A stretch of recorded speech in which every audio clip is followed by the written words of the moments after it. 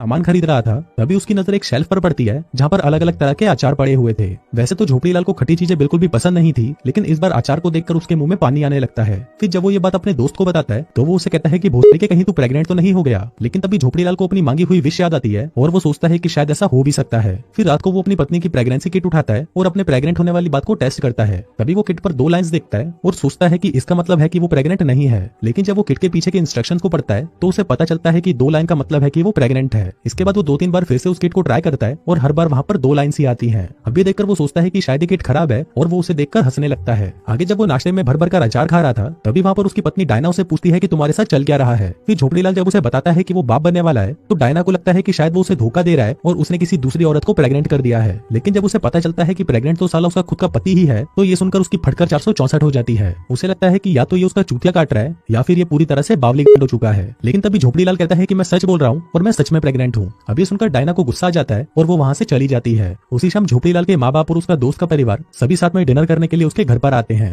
तभी मौका देखकर झोपड़ीलाल उनसे कहता है कि वो प्रेग्नेंट है। अभी सुनकर सभी शॉक्ड हो जाते हैं और तभी उसे समझाने लगते हैं कि बेटी ऐसा कभी हो ही नहीं सकता। अभी सुनकर झोपड़ीलाल गुस्से में वहाँ से चला जाता है। तभी उसका बाप उसकी माँ पर गुस्सा करने लगता है और उसे कहता है कि ये सब तुम्हारी प्रेगनेंसी में मीठा खाने की वजह से हुआ है और अब देखो तुम्हारा बेटा भी मीठा बन चुका है। फिर अगले दिन झोपड़ीलाल प्रेगनेंसी की एक किताब उठाता है और उससे खुद के लक्षणों को मिलाने लगता है। जिसके बाद वो सारा हिसाब लगाता है और एज्यूम करता है कि उसका बच्चा अक्टूबर तक तो पैदा हो जाना चाहिए। जिसके बाद वो सिगरेट पीना छोड़ देता है और दबाकर खट्टा खाने लगता है। अब धीरे धीरे वक्त बीतता है और हम देखते हैं कि अब डायना भी अपने पति की प्रेगनेंसी को अपना लेती है और उसका ख्याल रखना शुरू कर देती है। हम देखते हैं कि प्रेग्नेंट होने के 4 महीने बाद झोपड़ीलाल का पेट बढ़ने लगता है। जिसके बाद से वो रोज प्रेगनेंसी क्लास में जाने लगता है। लेकिन वहाँ पर वो ऐसा दिखाता है कि वो वहाँ पर अपनी पत्नी के साथ आया है। उसके घर वालों को तो उसकी प्रेगनेंसी के बारे में पता था, लेकिन बाहर के लोगों से वो ये बात छुपा कर रखता था। फिर 5 महीने बाद वो पहली बार अपनी वाइफ के साथ एक डॉक्टर के पास गया। लेकिन डॉक्टर को जैसे ही पता चला कि प्रेग्नेंट डायना का पति है तो उसकी फटकर 464 हो गई और उसने उसे चेक करने से ही मना कर दिया। इसके बाद वो दोनों और भी कई डॉक्टर्स के पास गए, लेकिन सभी डॉक्टर्स ने उसे देखने से मना कर दिया। फिर एक दिन उनकी मुलाकात डॉक्टर बेरोजगार से हुई, जो कि 2 महीने से अपना क्लिनिक खोलकर बैठा था, लेकिन अभी तक एक भी मरीज उसके पास नहीं आया था। अब डॉक्टर बेरोजगार के पास और कोई रास्ता नहीं था, इसलिए वो झोपड़ीलाल का केस लेने के लिए मान जाता है। फिर अगले दिन उसे पता चलता है कि उसके चूतिए दोस्त ने उसकी प्रेगनेंसी वाली कहानी पैसों के लिए एक चैनल को बेच दी। जिसके बाद वो हर जगह पर वायरल होने लगी और झोपड़ीलाल रातों रात पूरी दुनिया में फेमस हो गया। हर जगह पर लोग उसे प्रेग्नेंट आदमी के नाम से जानने लगे, लेकिन वो लोग उसे एक अलग ही इंसान की तरह ट्रीट करने लगे थे, जिससे वो और भी ज्यादा उदास रहने लगा। इसके बाद वो अपने दोस्त से मिलता है और उसे खूब गालियां देता है, लेकिन उसके दोस्त को इससे कोई फर्क नहीं पड़ता और वो उसे कहता है कि उसके पास तो इससे भी एक अच्छा आइडिया है जो उन दोनों को करोड़पति बना देगा। अब शुरू में तो झोपड़ीलाल उस पर बहुत गुस्सा करता है और इस काम को करने से मना कर देता है, लेकिन फिर बाद में उसके अंदर भी पैसों का लालच आ जाता है और वो इस काम को करने के लिए मान जाता है। अब उस दिन के बाद से उसने कई टीवी शोज में प्रेग्नेंट आदमी बनकर जाना शुरू कर दिया। साथ ही साथ वो प्रेगनेंसी प्रोडक्ट्स के ऐड भी करने लगा। अब देखते ही देखते वो इतना ज्यादा पॉपुलर हो गया कि वो जहाँ पर भी जाता मीडिया वाले उसका पीछा करने लगते। फिर एक दिन जब वो एक रेस्टोरेंट में था तभी एक गे कपल उसके पास आता है। दरअसल वो ये जानना चाहते थे कि एक मर्द प्रेग्नेंट कैसे हो सकता है, पर झोपड़ीलाल को इसका कोई अंदाजा नहीं था, लेकिन फिर भी वो उन्हें सलाह देता है कि मजदूरी करते वक्त उनके मोजे पहन लेना।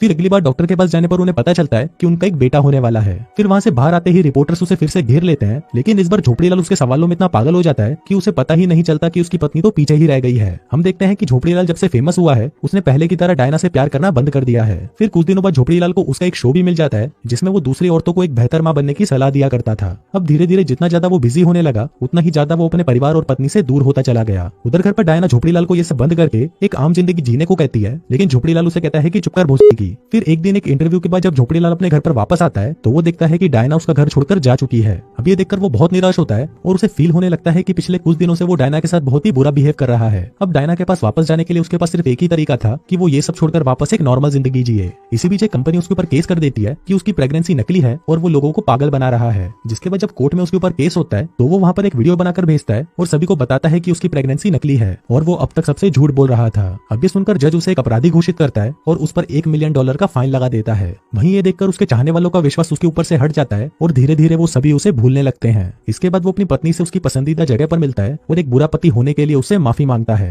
वहीं डायना भी उसे माफ कर देती है, लेकिन तभी झोपड़ीलाल को फील होता है कि शायद बच्चे की डिलीवरी का टाइम हो चुका है। जिसके बाद उसे जल्दी से हॉस्पिटल ले जाया जाता है जहाँ पर डॉक्टर्स उसकी डिलीवरी करने में कामयाब रहते हैं। अब झोपड़ीलाल अपने पिछले बिहेवियर के लिए अपने पूरे परिवार से माफी मांगता है। इसी बीच डायना वहाँ पर उसके बच्चे को लेकर आती है और झोपड़ीलाल के गोद में दे देती है। इसके बाद सीन 3 साल आगे शिफ्ट होता है जहाँ पर हम झोपड़ीलाल के बेटे को देखते हैं जो कि अब बड़ा हो चुका है और अपने दोस्त के बच्चों के साथ खेल रहा है। फिर उसी रात डायना भी खिड़की पर खड़े होकर एक टूटते हुए तारे से विश मांगती है कि काश उनके जुड़वा बच्चे हो जाएं। जिसके बाद उसकी विश पूरी हो जाती है और वो और झोपड़ीलाल एक साथ फिर से प्रेग्नेंट हो जाते हैं और इसी के साथ ही ये कहानी यहीं खत्म हो जाती है।